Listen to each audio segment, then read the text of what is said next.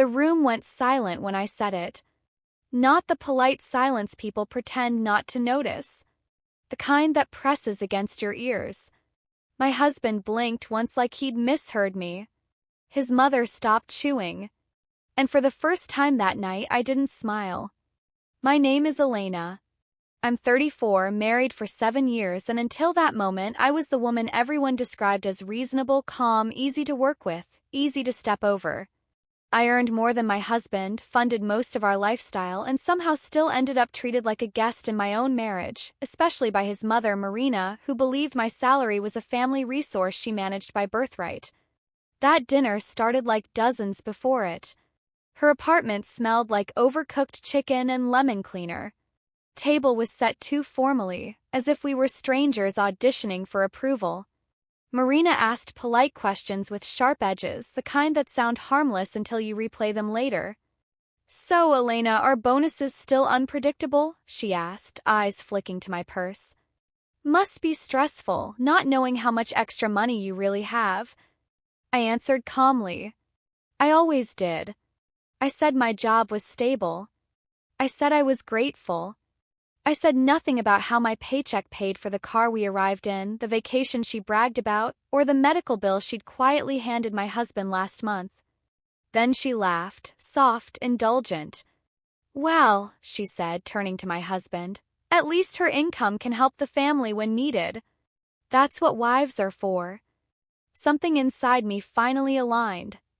I looked straight at my husband, not him, and I warned him quietly and clearly that one more word from his mother about my salary would end polite conversations forever, that I would explain things myself properly about boundaries, about money, about ownership. He didn't answer.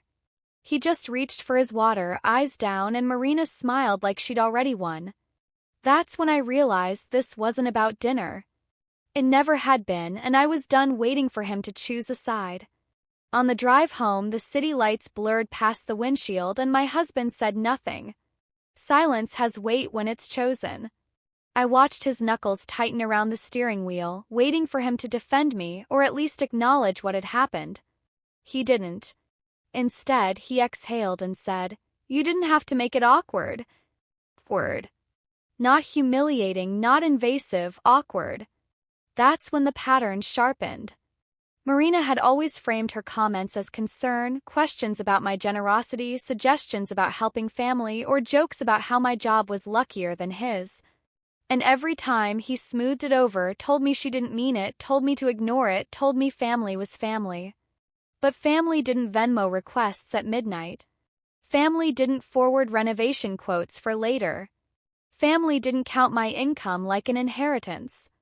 That night, lying awake beside him, I realized the pressure wasn't accidental.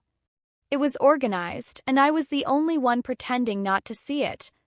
The first crack came a week later, disguised as practicality. My husband mentioned casually over coffee that his mother was thinking of downsizing. He said it like a neutral fact, like the weather. Then he added she was wondering if we could help bridge the gap for a few months. The word landed wrong. I asked how much. He didn't answer immediately. That pause told me everything.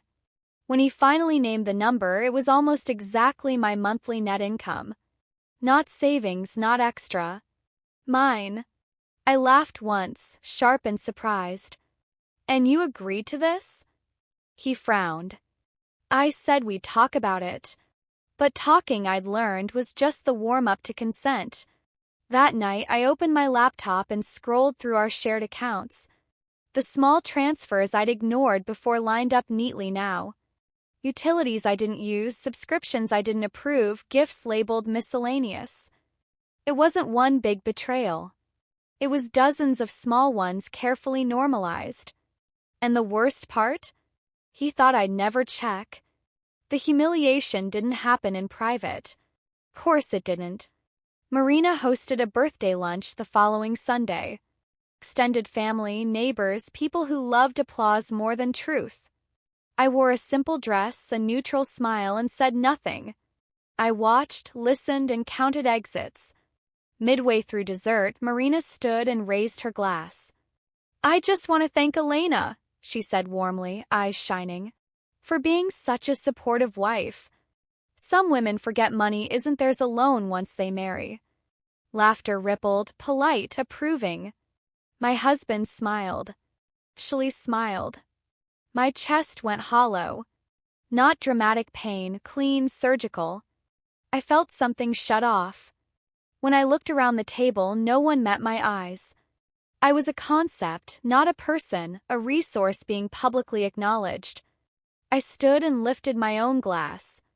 To clarity, I said calmly, because misunderstandings grow when people assume access they were never given. The room froze. Marina's smile slipped. My husband whispered, "Sit down." I didn't. And that was the moment everyone realized I wouldn't be quiet anymore. I didn't cry afterward. That surprised me most. At home, I showered, changed, and sat at the edge of the bed while my husband paced, explaining tones, intent, and embarrassment, everything except responsibility. His words slid past me like static. I was already somewhere else.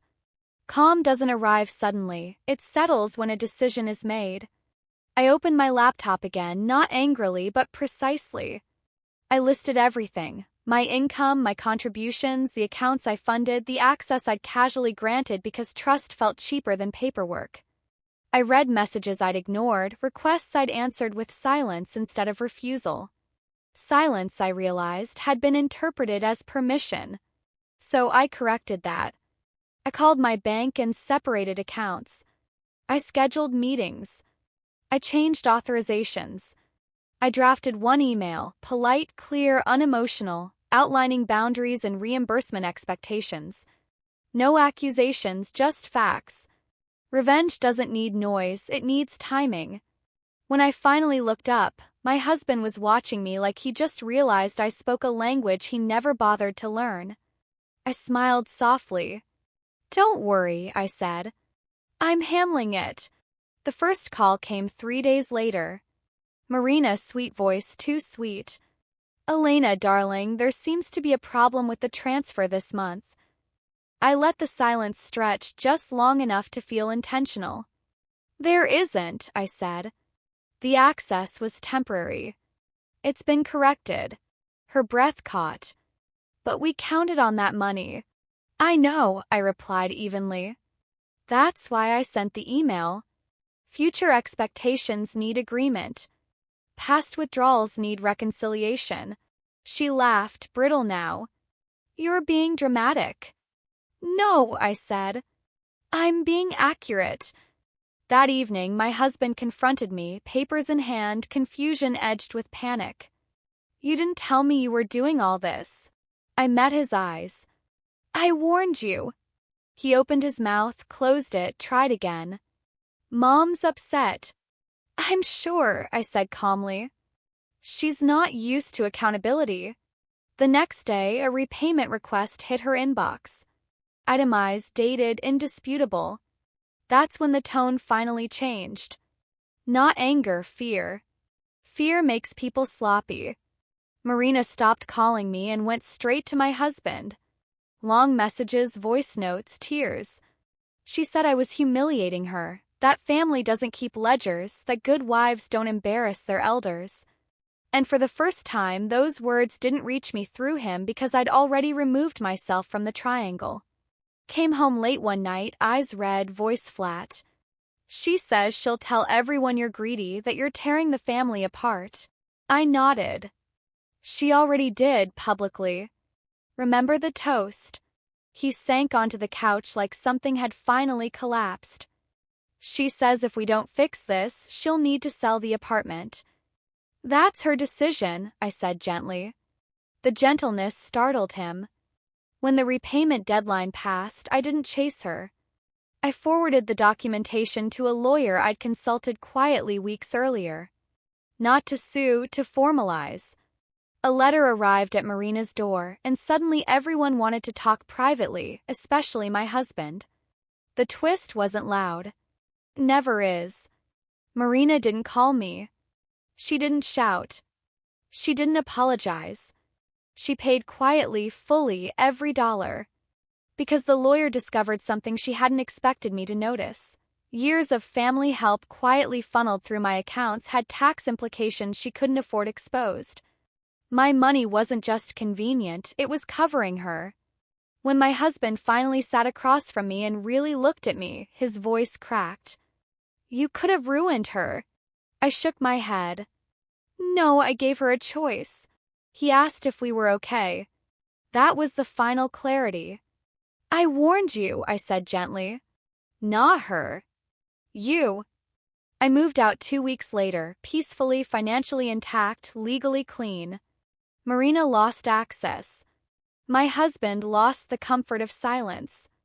And I gained something I hadn't had in years: control without cruelty. Money reveals entitlement. Boundaries reveal character. And I learned exactly who they were the moment I stopped being useful.